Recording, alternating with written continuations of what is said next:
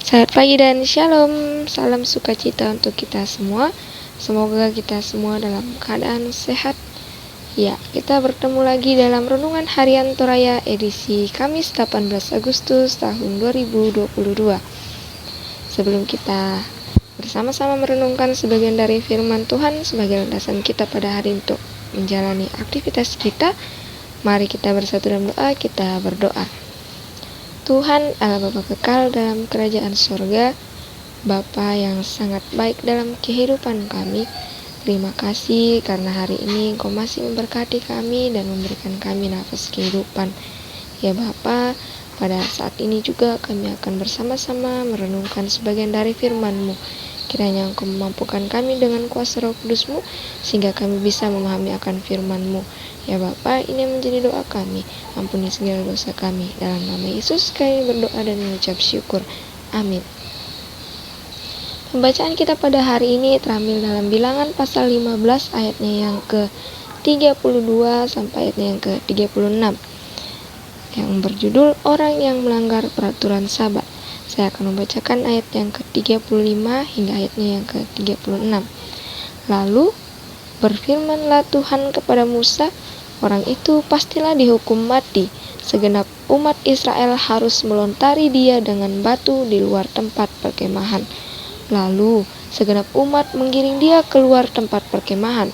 Kemudian dia dilontari dengan batu, sehingga ia mati seperti yang difirmankan Tuhan kepada Musa.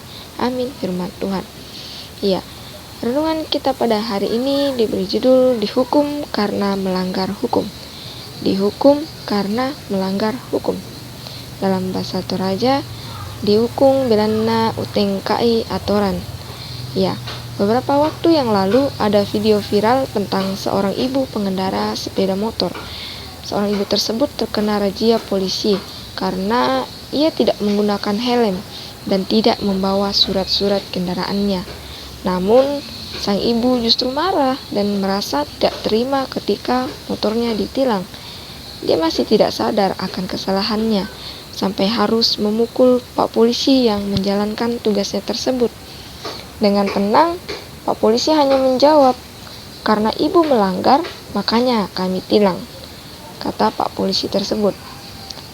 Peraturan dan ketetapan yang diberikan Tuhan itu untuk membuat umatnya taat dan menyandarkan hidup sepenuhnya kepada Tuhan. Salah satu aturan yang diberikan Tuhan ialah menguduskan hari Sabat, di mana bangsa Israel harus beristirahat dan merenungkan segala kebaikan dan kemurahan Tuhan dalam hidup mereka. Ketetapan itu harus dipatuhi oleh umatnya, dan Tuhan sendiri yang akan menjamin kehidupan mereka, sekalipun mereka tidak melakukan pekerjaan pada hari Sabat tersebut.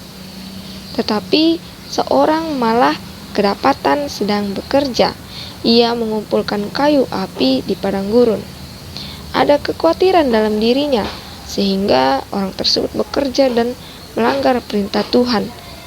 Penghukuman kemudian datang dari Tuhan, bahwa orang tersebut harus dihukum mati karena ia melanggar perintah Tuhan. Akhirnya ia pun dilempari batu hingga mati. Hukuman yang diberikan karena melanggar perintah Tuhan. Hal tersebut menjadi pelajaran bagi umat Tuhan agar bisa taat kepada Tuhan. Hal tersebut juga menjadi pelajaran bagi kita semua, bahwa Tuhan telah memberikan firman sebagai pedoman kehidupan kita. Karena itu, lakukanlah firman-Nya dengan setia, sehingga kita terus menikmati kehidupan, bukan melanggar yang membawa pada penghukuman. Amin, firman Tuhan. Mari kita bersatu dalam doa, kita berdoa. Tuhan Allah Bapa kekal dalam kerajaan sorga, terima kasih karena hari ini Engkau masih memberikan kami kesempatan untuk bersama-sama merenungkan firman-Mu yang mengajarkan kami untuk menjadi hamba-Mu yang taat dan menjauhi segala peraturan bahkan hal-hal yang tidak berkenan di hadapan-Mu ya Bapa.